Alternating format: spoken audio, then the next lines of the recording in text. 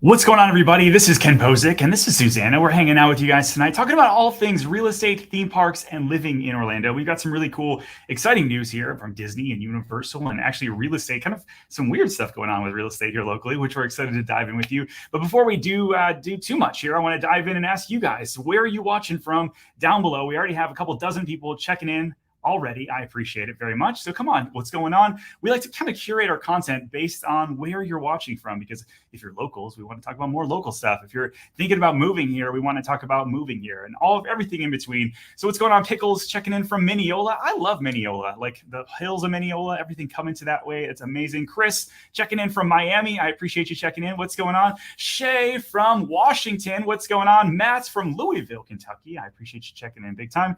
And so tonight we've got some things we're going to cover, Susanna. We've got Disney's wage increase. Huge. It's a big deal. Very big deal. And so that's, I think, the first thing that we're going to get into tonight. As people are still checking in, make sure you just drop your comments below. Let us know where you're watching from. Jeremy from Conway, Dawn from Illinois, Rhode Island, Stephanie from Simpsonville, South Carolina. Do you know where that is? I don't know where that is. South Carolina. South Carolina for sure. Hey. Diz Deb, what's going on? What do you got? Got some family in the house. Some family in the My house. nephew. Who is that? Which Jacob. one? What's up, Jacob? Hey, How are you, Jacob. man? From East Lansing, He's Michigan. in MSU. Good to see you. MSU. That's where my son wants to go. What? Mine too. I don't What know. is it with I don't that? even know. All right, but let's get into our first story of the evening, and this is a big one, like I mentioned. So Disney has finally decided to work with the cast members to increase their minimum wages to $18 an hour. What do you think about this? Well, overdue, certainly. Yeah. As the consumer, have seen prices increase, it hasn't translated over to the cast members. So this is definitely important. And the affordability, they need to be able to live here in this area. And we've seen prices increase so much. It's definitely necessary. Yeah, 100%. So it's interesting. So they're going up to $18 an hour, which, I know Universal just approved a $17 increase. And so Disney is going to let people, I think they're backfilling people's wages from all the way till December of last year. And then this coming year, they're going to be $17 by the end of December of 2023. And then next year it starts the $18 an hour. So there's a little bit of a layover in terms of getting there. But this is big because it used to be $15 an hour. And so to go to 18, that's like a 20% increase. On average, somebody's going to go from making $30,000 a year to $36,000 a year, assuming a 40-hour work week. And now they're all of a sudden getting an extra $500 a month on average, which I think that's, it helps towards the rent. It helps towards the cost of living here. Yeah. I mean, the local news is saying our groceries cost us like $350 more now than a year ago. And that barely covers that. Yeah. You know what I mean? So really important. It really is. And I think that, everything, inflation's, I don't think is going away anytime soon. I know they're trying to get that down. We had some news this week that interest rates are going to continue to rise for real estate. We've got a lot of things that are just really expensive. And so everything's been more expensive for the cast members. And now they're going to be able to at least take part in getting a little bit more income as well. Absolutely. Yeah. Got a few more people checking in. Frank from Jacksonville. Good to see you. Nancy Bounds from Claremont. Good to see you. Frank says $18 is a start. And that's minimum wage, right? So the minimum wage, $18. There's plenty of people making a lot more than that now, right? Which is a really good opportunity for people. Ashley checking in from Vancouver. I appreciate it. We've got a lot of Canadians that check in from all over the world. But Canada, I feel like, has been more and more, which is really cool. Well, I mean, one of my clients is in here right now. She said hello. Oh, did she? Hicks, what's going on? They just got their house. Oh, congratulations. That's right. From Altamont. That's good to see you. She's here. That's They're from so Toronto area, actually. Amazing. And so you've got Susie here from Florida's way cheaper than California. And we all have this rain. You guys have the rain right now. Yeah, I was going to say, so Susanna, I was in, we did our first family trip for like the first time in a really long time. I was way, way, way overdue. We did Disneyland, which you've done this trip before, Disneyland. And then we popped over to Aulani in Hawaii. And it was like raining and dark the whole time we were in LA. Yeah, that's not normal. That's not normal. Because the LA I grew up in, it never rains. That's why we have droughts all the time. That's what I hear. And so, we were like, we get there, we were excited. We ended up having to we looked at the weather report the day before, thankfully, because then all of a sudden it was like, we needed jackets and sweaters. I'm like, what the heck? But I tell you what, like Aulani was one of the best experiences from a vacation standpoint, just a resort style. It wasn't overly Disney. No, it's not. It was just beautiful. Like the little touches right on the beach. It's kind of far away from everything though. I don't mind that. You don't? No. Because we had to go to Diamond Head. It was like 50 minutes away. Oh yeah, and that's a little drive. Like North Shore was an hour away. It was a little bit. It was a little bit far. It is, but it's quaint. Like I don't know. Yeah, I get you. Make sure you go to Waikiki. Then there's the madness. Right? That's true. Yeah, and all that. The people that were there at Waikiki, it was packed. We didn't even stop. But hey, by the way, if you guys are watching right now and you're not watching the replay or you're not listening to the podcast back later on next week, make sure you hit the like button for us down below or shoot a comment down below. Ask your questions. We already have some of those coming in. We're going to answer as many questions, if not all of your questions tonight before we wrap up the show. We already have those coming in. We want to get to one more story before we start getting over to our questions. So something really exciting, especially for people that live in Orlando or like to visit here, is Halloween Horror Nights. And if you're noticing, I got a new Halloween Horror Nights shirt. Universal sent it to me, so thank you guys so much. But I'm so excited. Halloween Horror Nights, year number 32. 32. That's a lot of years. Halloween Horror Nights. And so they started kind of going through their website is live. You can start buying tickets now. They've got 10 terrifying haunted houses, 5 scare zones, obviously the live show. You've got the ride still, themed food and themed merchandise. This glows in the dark. I'm excited to see if it actually. I'm impressed you have that. They took care of you. They did. Super good. So I think we're gonna do. Have you been to Halloween Horror Nights? Not here. I grew up in LA, so in the 90s, I got to go to the ones at Hollywood, which were amazing. But we have AP here at Universal, so my kids are bugging me. They want to go. They should. I mean, it's an interesting. Last year was our first year, and we went with some friends, and we did the express pass. So we got to do really all 10 houses, and then we went back and did another event, an RIP tour, and so we got to see behind the scenes, and we got to do. It was really cool. Got me just sort of obsessed with the Halloween Horror Nights. I didn't think I would like it, but no, you have to experience it at least once to see if it's for you or not. That's right. Some people, it's not their jam, but it's pretty awesome what they do. The detail and the intricacies of it all is amazing. It really is. We did a lights on tour when we did the tour last year, and it was like seeing all the details that you'll never see when it's dark. But then the lights are on. You're like, yeah, we put this here and that here, and like you might not like actually notice it when you're walking through and screaming and going all this other stuff, but it's there and you feel it, and it kind of gets onto that sort of like attention to detail. I thought it was awesome. Well, that's what they do. I mean, Universal, they make movies. Right? Exactly. Like just taking you into a movie, bringing it, scare them and whatnot. Yeah, bringing it to life. All right, let's get to some questions here. So Jacqueline says, hey, what's happening with Taylor Morrison Harvest at Ovation? They had models and plans on the website, and now they're gone. Do you know anything about those? They're gone? Yeah, I didn't know that they're gone. I was getting emails from them just like up until a couple of weeks ago. Yeah. So here's what I know about the property across the street, Jacqueline. It's Toll Brothers by it's West Haven at Ovation, literally right across the street. That whole strip up and down. New Hartzog. They had water issues and they had plant map issues. And so Toll Brothers just released something out from their land division that said that over the next couple of weeks, they should have permit approval to finally move forward. And if that's the case, probably the end of April, if not May, a lot of these builders up and down New Hartzog that were delaying will finally be able to start moving forward. And I think that's exciting. There's a lot of houses there. A lot of delays. Yeah, we have lots of buyers that have been working with us and been very, very patient. Some of them have been waiting a year just to their house to start, which is not awesome. No. But, it is what it is. Sometimes there's delays and we just have to roll with them. All right, so let's get into our next article here. So Orlando International sets a record for busiest day in history. This cracks me up. It does. I mean, so why does it crack you up? Well, because one, the inflation, we're talking about how we're so in such bad dire straits financially as a country, and yet people are coming here on vacation, and we work with a lot of investor clients, and people are saying that our short-term rental market is oversaturated. And I'm like, yeah, because it's slowing down here. It is, yeah. So this came from Wesh 2 News. They said that there was 95,287 departing passengers on Saturday, March 11th, which was the biggest. That's nearly 5,000 more passengers than the previously recorded set back in 2019, so pre-pandemic. And so I think that it'll be interesting. So Visit Orlando and the tourism industry locally, they put out numbers every year. I think that once we look at what happened in 2022, we are going to see that we're probably at pandemic numbers, if not beyond. Yeah. And I think this year is going to be even that. Yeah. And then the next 2 years, when we have a new park in town. Yeah. Epic Universe opens. I know Disney's getting Olympus project. Opens, like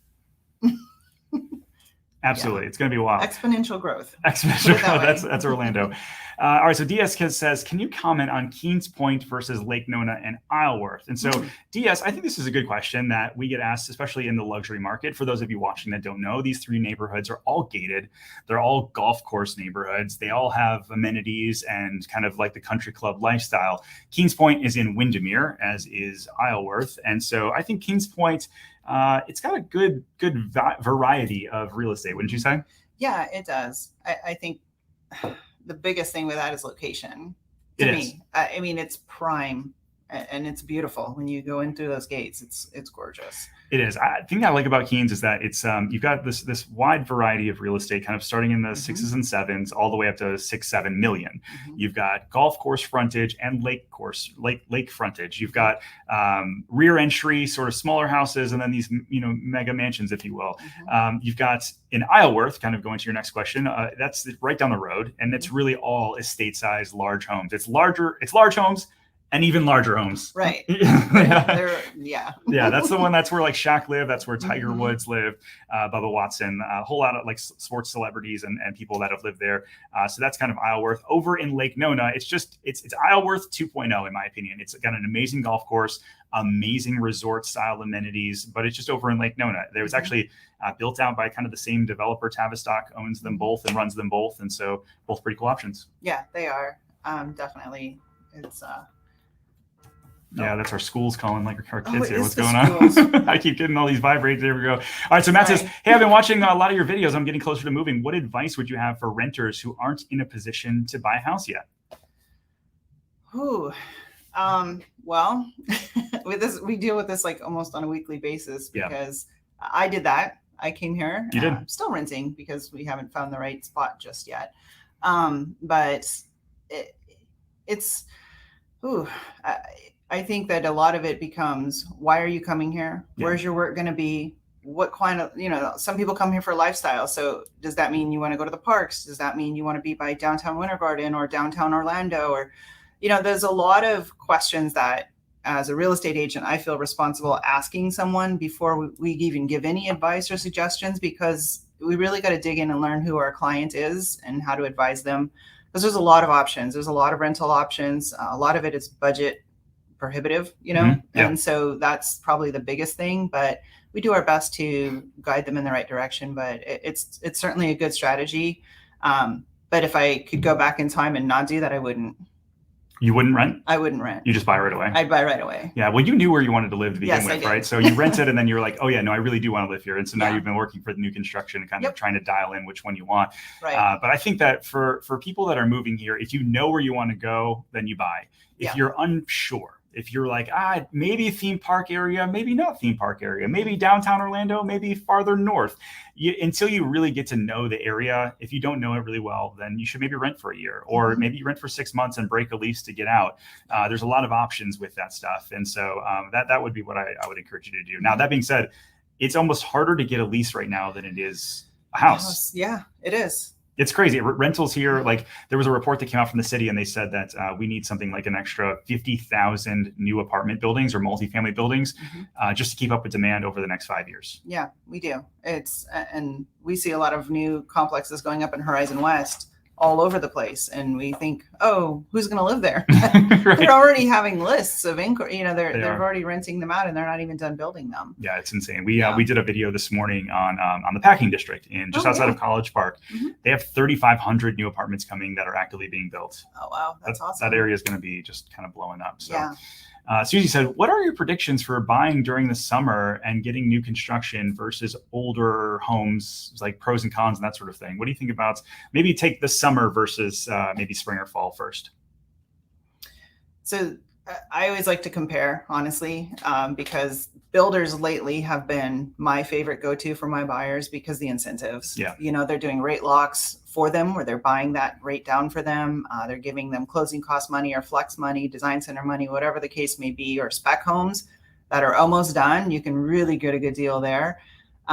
That's hard to beat when you're looking at a resale home with a higher interest rate that might need some updates. And honestly, a lot of the resale market right now isn't all that great. And we just talked about that this week in our team meeting. And I personally lean towards new construction, but certainly will always like bounce it off some resale too. Yeah, I think so. So when you ask about older homes, pros and cons, I think when I think older homes, I think some of like the downtown Orlando areas. I think about, some of the areas in Windermere are obviously older. There's all these different areas around town have little pockets, and they have a little bit more charm, a little bit more things. But with the charm becomes projects, roofs, windows, kitchens, baths, flooring. And so it just depends what you're looking for. If you're somebody that's like, no, I want a little bit larger lot, because most of our older homes have slightly more land than a lot of the new construction does. If that's something you're after, then go that route. But new construction is typically going to get you a better deal in today's market. And we're going to actually go into real estate in a few stories and just kind of what's going on. It is in a very weird market that we're in right now. All right, so let's go on to our next little thing. I'm excited about this. Have you ever been to the Circus? Oh yeah. So Ringling Brothers, that one in particular. Have you? So Ringling Brothers and Barnum and Bailey Circus will return to Central Florida without animals. Well, that's kind of what they were known for. Yeah, that's what I remember back in the day. So they said that they're going to be reimagining Ringling Brothers and Barnum Bailey Circus. Say that 5 times. Yeah, exactly. Barnum Bailey Circus will return to the Orlando, the Amway Center here, and they're going to do the greatest show on earth, which reminds me of the greatest show, the movie. Yeah. That's like one of my favorite movies. I have jammed out to that soundtrack many, many times. But part of it, they're going to redesign sort of like without animals. They're going to go more trapeze, more kind of interactions with the audience. And I think it'll be fun to at least see, like, how do they kind of continue to morph into this iconic brand into something a little bit different? You know what I think it's going to end up being like after I read this article and was thinking about it some more, is it kind of gives me a little hint of a Circus Soleil. There you go. That's exactly what I was thinking. And that's actually very popular. Have you been to Drawn to Life? Yeah, I have. What'd you think of it? It was amazing. I saw the O show at Bellagio in Las Vegas, which is a water stage. It's just mind-boggling what they can do with the acrobatics and whatnot. It's just amazing. So I like, though this is kind of a different vibe, like what we're seeing. And so it should be, I would love to go see it, honestly. I think it'll be worth it. I think it'll be definitely. Yeah, it's got the like neon lights and all these other kind of things. It's just high rope, all that stuff. This stuff, it's fascinating to me. Yeah. I would never do it, for a living, but I'll pay to watch somebody to do it. All right. So next story we've got up is the Roundup Rodeo over at Hollywood Studios. You went there. Was it today? Yeah, this morning it opened. So Roundup Rodeo Barbecue. This is over in Toy Story Land. Tell us about it. Yeah, so it was a really cool experience. In fact, the lady on there, I believe, was our server. We were her first table she ever had since when the restaurant opened. So, the theming it's perfect. You are in a toy box, is my understanding. Okay. Like, that's the theme. They did a stellar job with Toy Story. Like they have some moments throughout your dining experience where there's some audio going on and some things are coming on and I don't know. I don't want to share because I don't want to you don't want to for some people. But it's thematic. Very much so. Is that a word? Theming? No. Themed. It's like a live show a little bit. Yeah, well, that's what it's missing to me. Okay, so if Buzz and Woody came out, Buzz was outside taking pictures. Like, you should be in the restaurant. I get that. That's the only thing it was missing. The food was fine. Like I wouldn't be like. Actually, the salmon was good. The salmon. So they have like sausage, chicken, pork, beef, like everything that way. But you can request salmon, which is cedar plank cooked salmon, and it was incredible. I mean, they took it a whole nother level for all of us. That sounds great. It was amazing. So yeah, it says Evil Doctor smoked ribs. Yeah. Buttercup's beef brisket. There's a sausage in my booth. It is literally curled up like it's funny. That's kind of fun. And so it looks like pricing is for lunch $35 to $59. Well, same thing for the dinner menu. Did you feel like you got? Being that we're kind of in a inflationary times, right? To put that in perspective, do you feel like you got your money, your fee for your money? So it's family style and all you care to enjoy. So absolutely, and your beverages are included. So that's actually pretty great. Yeah, I thought it was fine. Now there's no discounts right now, no DVC, no annual pass yet. That'll come later. But we would go back for sure. Nice. I just wish that there was a little more Toy Story action in the restaurant. Yeah. Aside from all the theming, because the theming is top notch. Even your dinner plate looks like those little paper plates, the 99-cent ones you throw away. Oh, okay. Your China plate looks just like that. The theming's really awesome. I like it. Very cool. I'm going to check it out for sure. You should. All right, so Jason DK says, I've got a brief email chat with a landlord in Orlando about sky high rent. He said insurance and HOAs have gone up significantly, causing increased rent. Is that accurate? Yeah, for sure. I mean, that's not the only reason, though, Jason. It's lack of affordability. So on real estate purchasing, so there's a lot more people that are renting. There's a lot more demand. We had a rental listing that was on our team, and I've seen 40 different inquiries over the past 4 days. And so there's a lot more demand. And so because of that, landlords are allowed to charge more. It's just supply and demand, right? But they're not wrong. Insurance has gone up. HOAs have gone up. In some areas, HOAs have gone up significantly. Other ones, for the most part, have just gone up with inflation, that 2 to 5% sort of over the past year. And so if you're renting, that's the one thing we tell a lot of people, is that just because you're renting doesn't mean you're not insulated from what's going on in the economy. Oh, no, not at all. It's sometimes that they're raising your rent $300, $400, $500, $600, $1,000 a month after a renewal. And so that's why buying a house, even with interest rates a little bit higher, as long as you can afford it, it's better to lock in, understanding what you're going to get and be able to kind of know what your payment's going to be every month. Absolutely. All right. So we've got Alfred says, I want to know if it's a buyer's or seller's market. I'm looking to buy a low cost, but a home in great condition. Is that possible? So Alfred, let's talk about this specifically, because this is a great time to kind of transition over to the real estate chat here. And please keep dropping questions down below. I see them coming through. Yeah, we really do, which is so wow. Cool. All right, so this is something we showed to begin to just sort of show people what's going on in the real estate market. So over the past 7 days, there's been 894 new homes that have hit the market. There's been, you got it down below, 1,227 that have gone pending.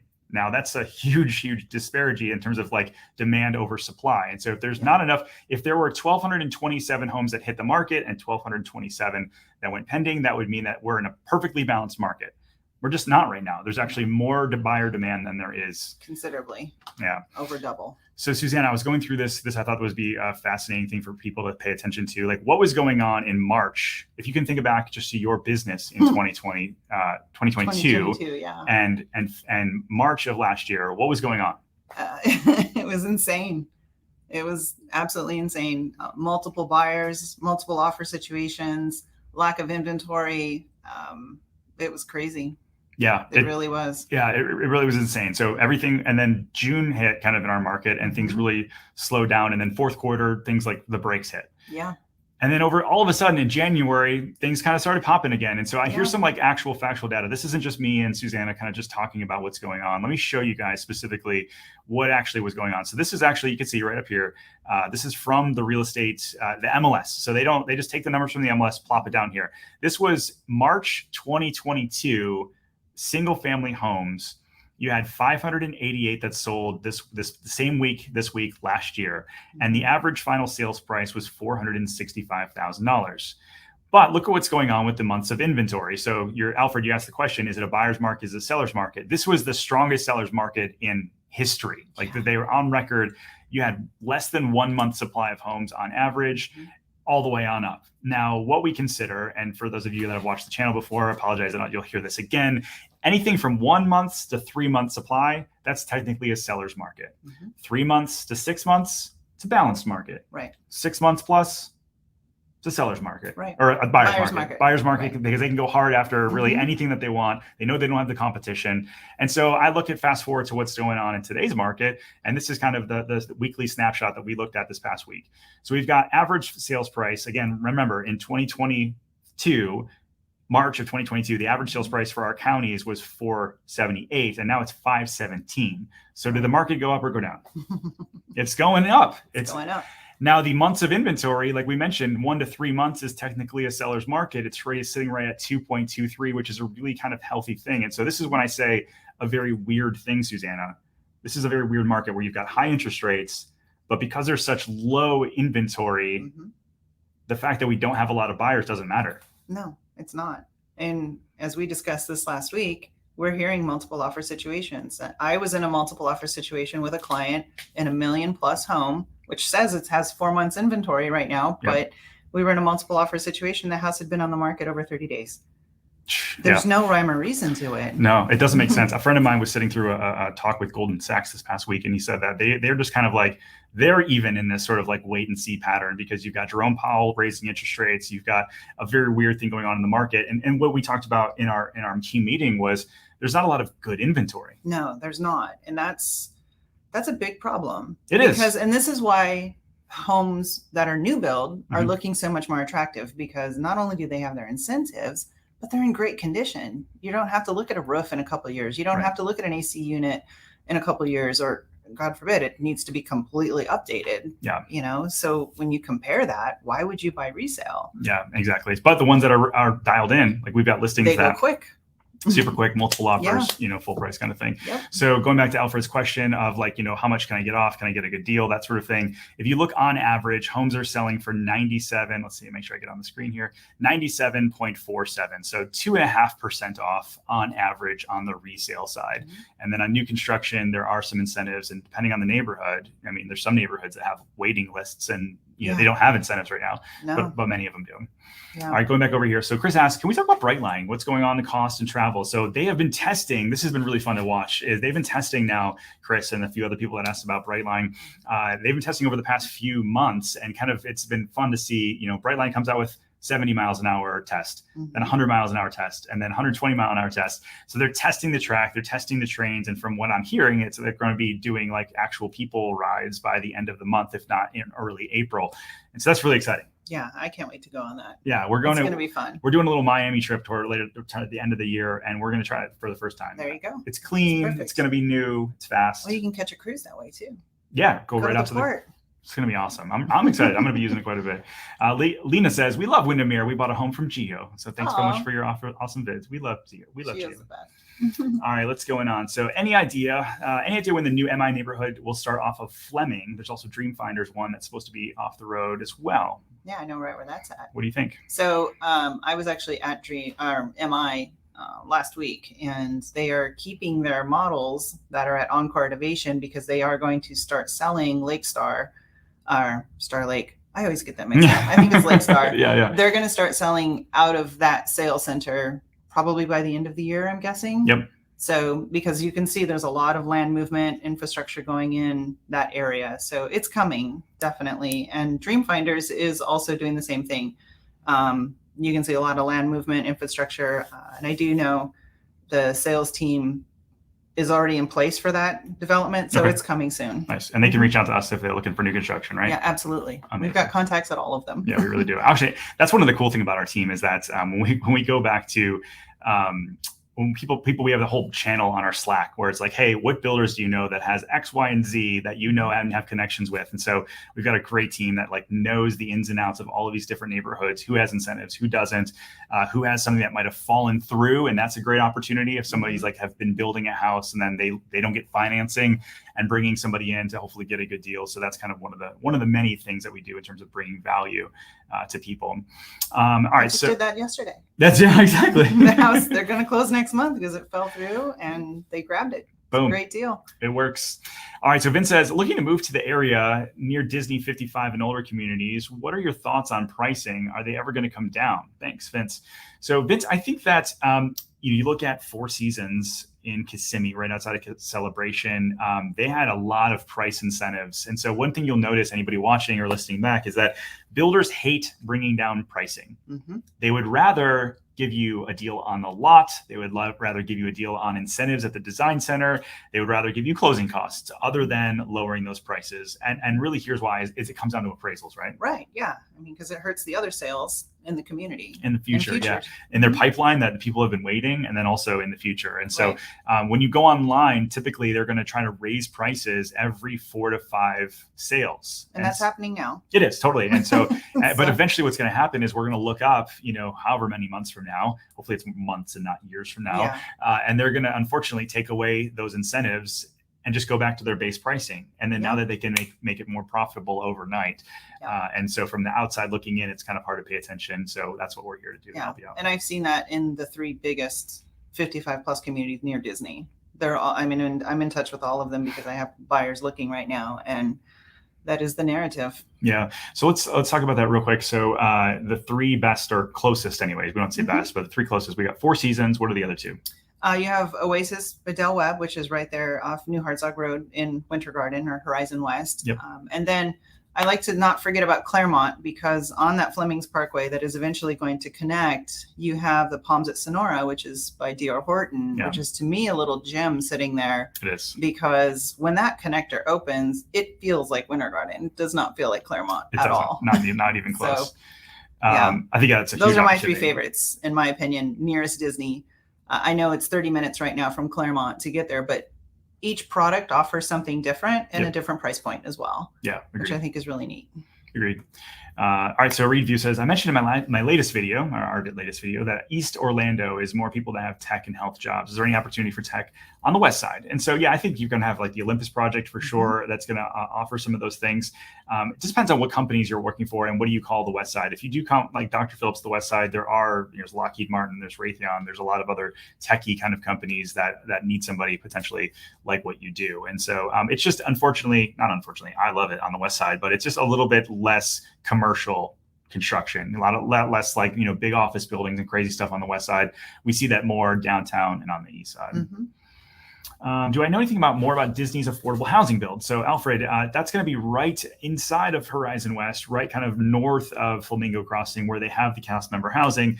They haven't broken ground yet on that. And so it's going to be one thing that people always ask is, are there going to be lower income or affordable housing for sale? I don't think so. No, and this isn't Section 8 housing. No. People think affordable housing and we immediately think, oh, it's Section 8, Fed housing, HUD, that stuff. And it's not. This is Disney's controlled affordable housing, which means, and again, going back to the cast member raises and whatnot, they have trouble accommodating or finding accommodations for their cast members, and they need to make that available to them. And I think that's the main objective with this whole project. I agree. So I look at the cast member housing that they've already built. They've got 10,000 units over there right outside of Flamingo Crossing. For one, they're beautiful.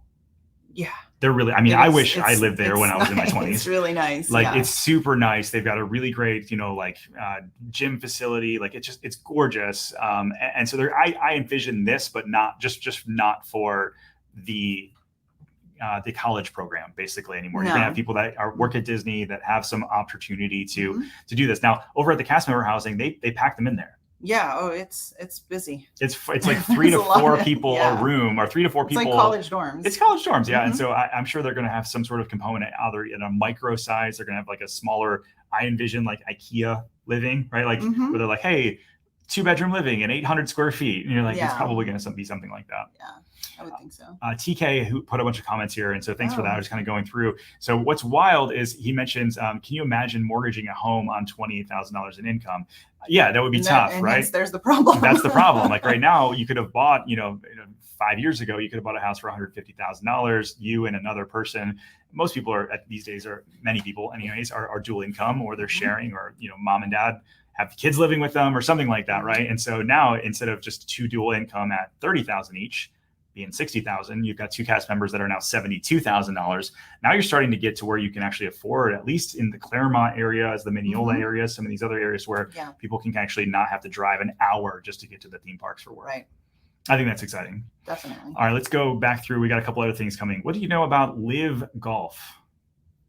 Well, I know it's right in our backyard. It's at a beautiful course at Orange County National. It is. So if you guys have been following LIV Golf, so basically they have the PGA, which is like, everybody that we would know, many popular people. And then there was this Saudi-backed company, I think it was Newman, came out and said, hey, we're going to back this new, more fun, hip sort of way to have golf. So they have people are allowed to wear shorts. Go figure. Playing golf it's not shorts. Traditional. It's non-traditional golf, right? And so it's a little bit more fun. They had big names get paid hundreds of millions of dollars to go, play for LIV Golf. And so they have an event coming here.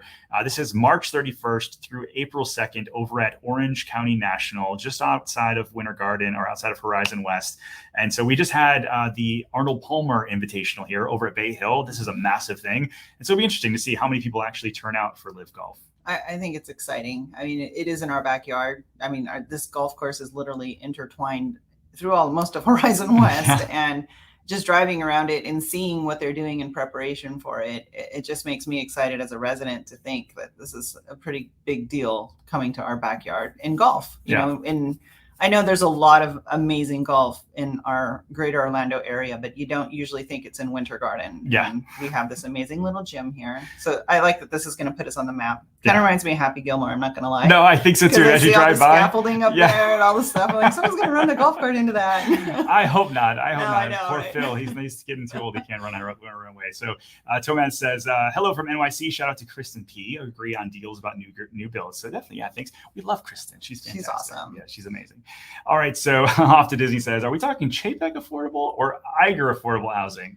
Oh, I think so. He started under Chapek, although, you have Igers out there talking in the news about how he thinks that the parks are maybe a little bit too expensive. So hopefully they'll continue to make that work. And I think that this, I don't know. They say he's got 2 years. Is it 2 years or 3 years? 2 years. I will say one thing about that. Yeah. Obviously, I don't envision anything coming back on pricing. No. But when I had the pleasure of meeting Tomorrow a couple weeks ago at the Tron preview, and he knew that I was an annual pass holder, as he asked, and he's like, I just want you to know it's going to get better. I promise it's going to get better. So I thought that meant a lot because we pay a lot for those annual passes, and we often feel like we're neglected and not valued because somebody else that was at the home basically said that that APs aren't any profitability for them. But I think we're going to see more value for our money, and we're not going to balk about it as much. Yeah. Does that make sense? I hope so. I mean, it makes sense to me. It makes sense to me. So speaking of something that might not be massively affordable, so you've got the new JW Convention Center. Now, I've been talking about this for the past 6 months since I first saw it back in September when they started talking about it. And why I'm so excited about it is if you look over here, the location of this thing. This is on Church Street and Lake. This doesn't have it over here, but on Church Street and Lake downtown, it's going to be right off of Lake Eola. It's a JW Hotel and Convention Center, but it's also going to have a lot of condos. And now these things are probably not going to be affordable housing at all. No. My guess is that they're going to start at $1 million plus, and especially with lake views of Lake Eola. But do you spend a lot of time in downtown Orlando? Here and there. Yeah. Not a lot, but going to the Amway Center for events, taking clients down there. But there's a random store event that will pop on down, and it's not that far, and it's just really cool. There's such a cool vibe down there. I love downtown Orlando, and I want it to be better. Like, I feel like, I love going to a Magic game. It's a bad rap sometimes. Yeah, and I think that it's going to be, back and forth with the whole bar situation that they're working on. But one thing that I heard this week was that they're going to be redoing Church Street. We've been there to the Harry Buffalo. That I guess the Harry Buffalo is going away, and some other places are going away on Church Street, and they're going to make it more like. Do you know what Armature Works is? No. Down in Tampa. So let me look this up. Been to Tampa. Yeah, Tampa. Armature Works is like. Let me show you guys watching. So Armature Works is basically like a food hall situation where you've got like outdoor spaces. It kind of reminds me of like an upscale Plant Street, and so or Ivanhoe Brewery has their whole like the Hall on Yard.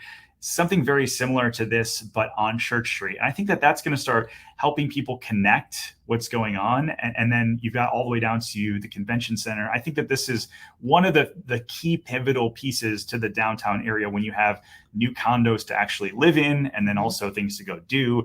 To me, I think that's a really big win. Yeah, it is. And the walkability because of downtown is just amazing, and we don't have that in a lot of the Orlando area. Yeah, 100%. And that's really cool. Matt says industrial turned hipster. That's Packing District, and watch for my video on Tuesday about the Packing District, because it literally is industrial that they're redoing and making it hipster. That's probably a really good way to put it. So Jiraiya checks in. What's going on? Wow. So do you know Jiraiya yet? No, I don't. New gal on our team. I'm so excited to introduce you to her. She's amazing. Speaks Spanish and all that kind of good stuff. So she said, wow, exciting to know what downtown Orlando will reflect Armature Works. It's very cool. It's a popular spot in Tampa. She knows Tampa pretty well as well. Awesome. So very cool. All right. So we are going to be wrapping up for the evening. There's one last little feel-good story that I wanted to share. I thought this was cool because in the land of TikTok and teenage angst, I don't know, there's always teenage angst, but crazy stuff going on. Orlando teen, this is by clickorlando.com. Orlando teen invents device that will help potentially 2.2 billion people. And so high school sophomore over in downtown Orlando, basically the 16-year-old kid came up with a way to get people that are visually impaired to be able to wear these goggles. And in that, they're going to be able to have like haptics. And while they can't see, the closer they get to things, it'll kind of alert them to what's around them. And like, how cool is that? Like, you think about somebody that maybe walks with a cane and tries to feel out what they're doing. Well, she created these goggles that are going to be able to show people kind of like via taps and haptics how they're walking. How cool is that? Yeah, I think we can thank VR for that. Yes. And how amazing that a teenager just decided to take that and run with it and do something so impactful. I love it. And the fact that she's local and just, that's awesome. I think so too. So cool. I think about what I was doing at 16, and it was not creating a better world for 2 billion people. That's very much so, for sure. But listen, if you guys watch live, again, thanks so much. If you're watching the whole thing, give us a thumbs up. It does help other people to know where we're at. Susanna, how can people get a hold of you on social? Well, we're on Instagram, Facebook. I'm a little old school. I love my Facebook. Do you love your? It's just Susanna White on Facebook, Instagram. Amazing. But you can always go through the Orlando Reel as well. So make sure you look her up. Yeah. We appreciate you guys watching. Thank you so much. We'll see you guys next week.